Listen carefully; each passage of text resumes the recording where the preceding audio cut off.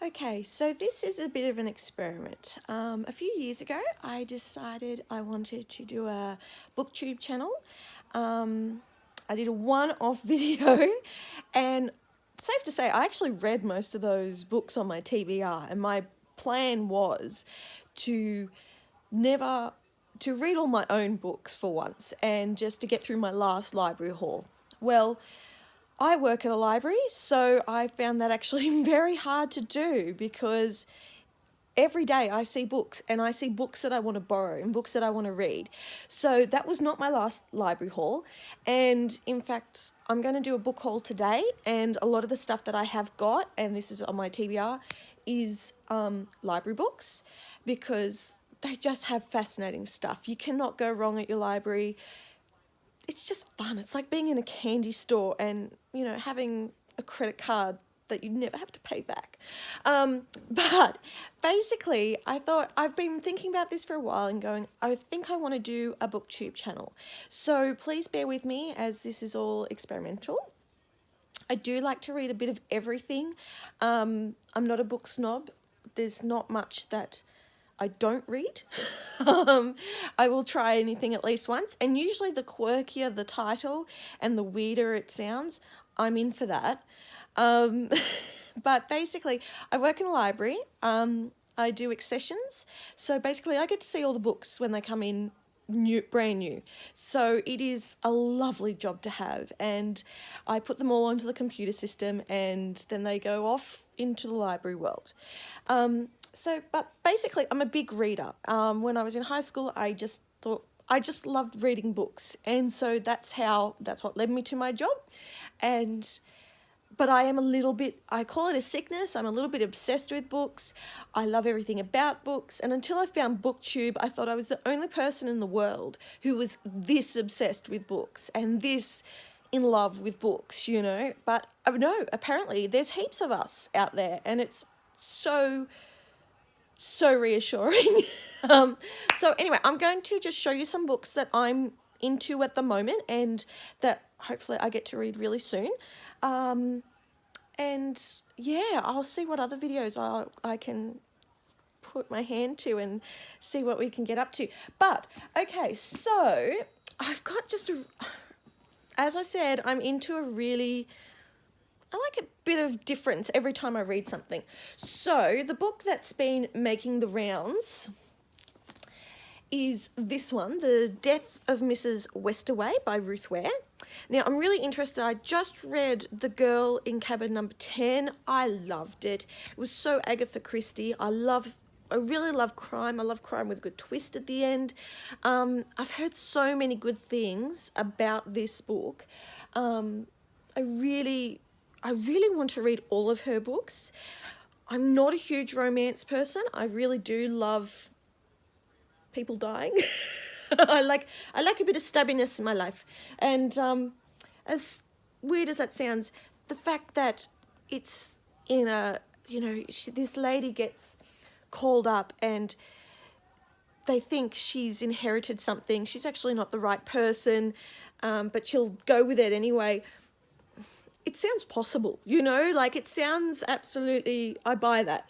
Okay, so that's one of them that I've got on my list. This one is a little bit of like a Real Housewives kind of book. It's called oh gosh, I can't see now. I need to learn things.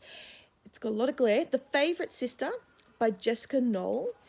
And this one, it's sort of like a reality TV show, but something goes terribly wrong and there is a crime, and they have to solve it. Vicious backstabbing, scathing social media attacks, and finely tuned scripting draw in the viewing public every week, orchestrated by the show's omnipotent producers.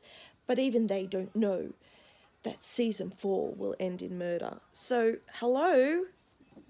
That's a binge read. That's going to be awesome. The one I am actually currently reading right now, I've just started it, this is my little bookmark that's sticking out the top, is An Unwanted Guest by Shari LePena.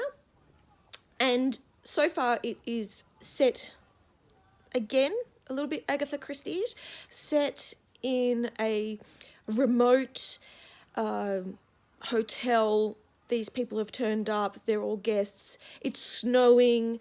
They're now motel housebound, and a murder has just occurred.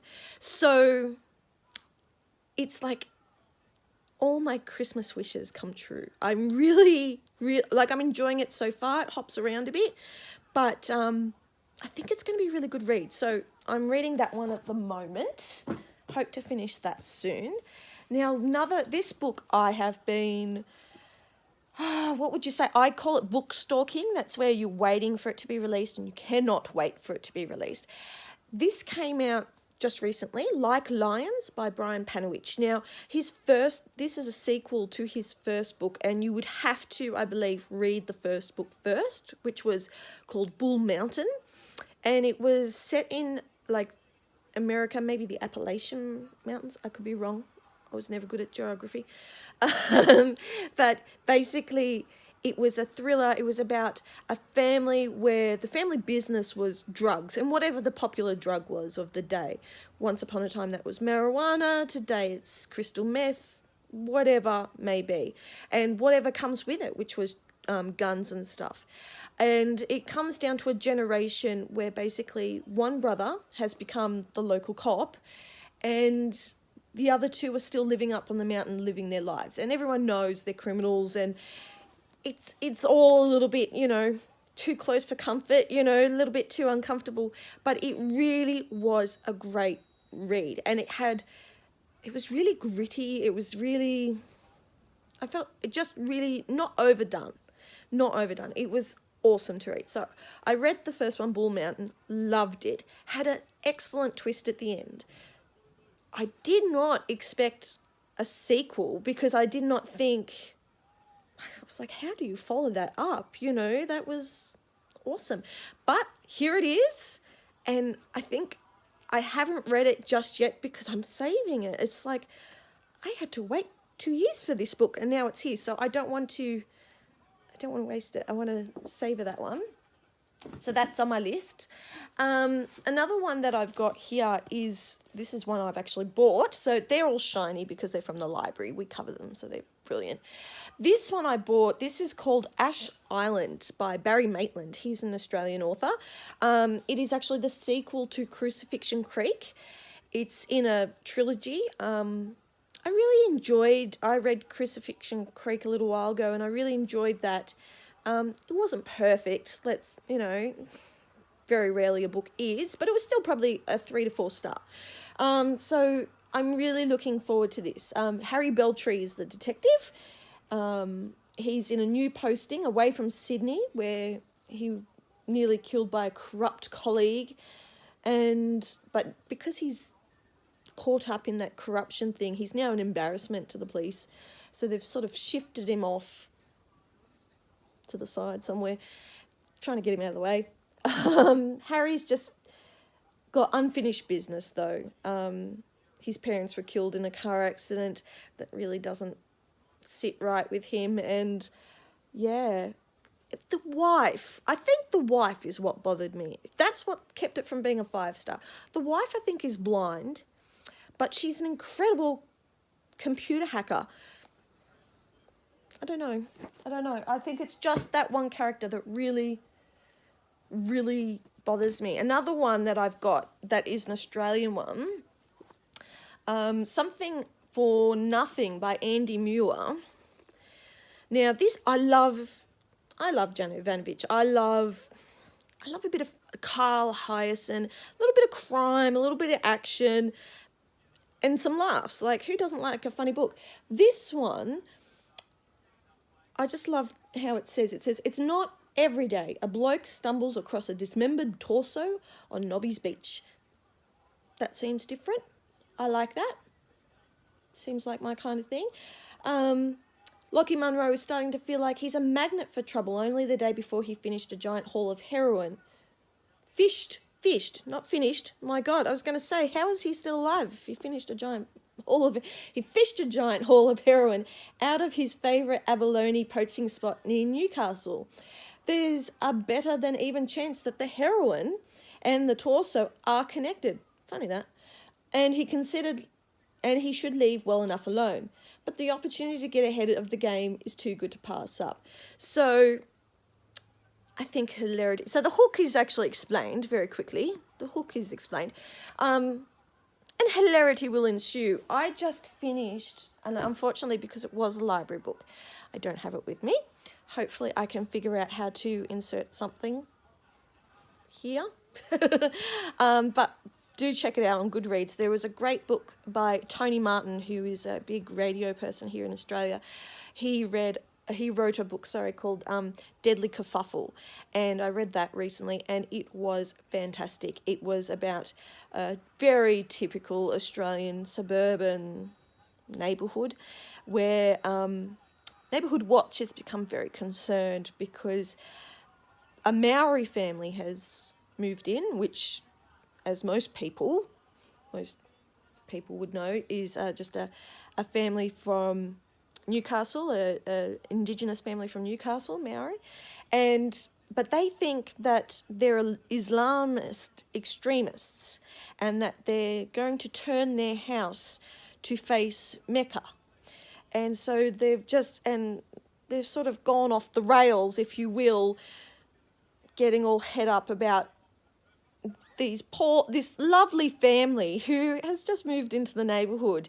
And so it touches on, I suppose, old school racism, new age fear of terror, but it really digs into the media and how they like to beat things up and sell the story, and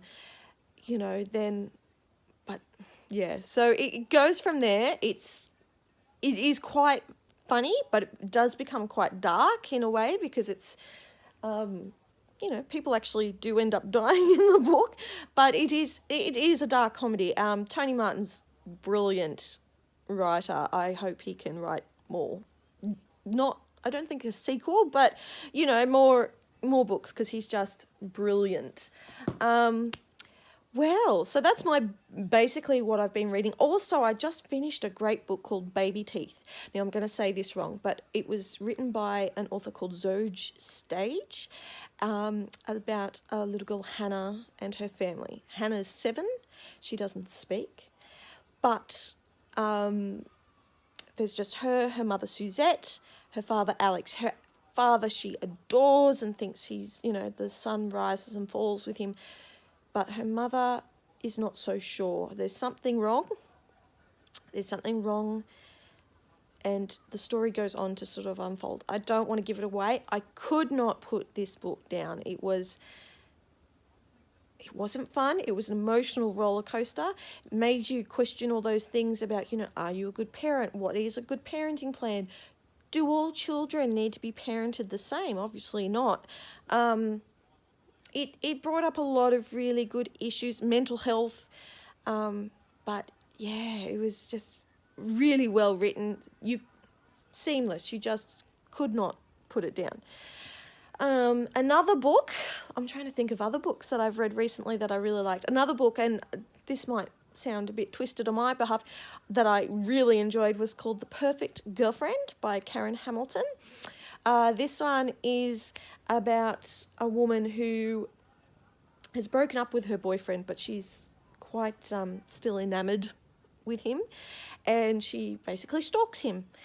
And the level of stalking, and there was something quite delicious about this book because, and I don't know what it was, and I'm scared what it says about me, but there was something really delicious about it. You just did not know what she was going to do next. She was completely crazy, but you did find more about her past, and you questioned, was it him that she was stalking, or is it someone else? Is this a serial behaviour? But yes, just a fascinating book. Karen Hamilton, great writer. I can't wait for her next book. I've passed The Perfect Girlfriend on to several people. Everyone has loved it. Yes, and the only other book I will mention that I have passed on to a few people at the library and my friends is The River at Night by Erica I'm going to say this wrong, Ferenchik. Again, a first novel. 4 old school friends decide to go whitewater rafting. I actually felt quite in tune with the main character because the whole time in her head she's going, this is not a good idea. This, I'm not built for this. Hello. This is not going to end well. And she was right. And I don't think she says I told you so at any time in the book, but you have that tempting idea. So they go whitewater rafting with 4 friends, and they're in the middle of nowhere, no cell phone service, and of course, something very tragic happens very early in the book. I don't like giving things away for people, but and it's how these people survive. Like they've never done this before. This is their first trip into, and there's always one friend, they're the one, it was their idea. They're skydiving, they're bungee jumping, give me a break already. But it also, I think, says a lot about human resilience. How people deal in a crisis too. Like some people are obviously made stronger, and sometimes the people you think would react really well react terribly. So it's a good read. Again, follow through this. That's how I know a book's good. When I fly through a book, I'm the slowest reader in the world. But when I fly through a book, I know I've got something that I really, really like because it's just too good. Anyway, I don't want to make this too long. I apologize for the rusticness of this film. It is my first one, really, and hopefully I just keep learning and knowing how to do this better and better, or figure out how to add links and all that sort of stuff. I will check in with my 16-year-old son, who I'm sure will go, oh my God, Mom, that's so easy. I really, really just love books. I love talking to people about books. Please feel free to leave a comment or say hello or what you've been reading. I love hearing what people have been reading lately, because that's how I pick new books. I go, oh, that sounds really good. And I love things that I might not necessarily have heard of before. And yeah, I definitely feel like trying some new stuff out all the time. I'm always trying new authors. So yeah, feel free to leave a comment.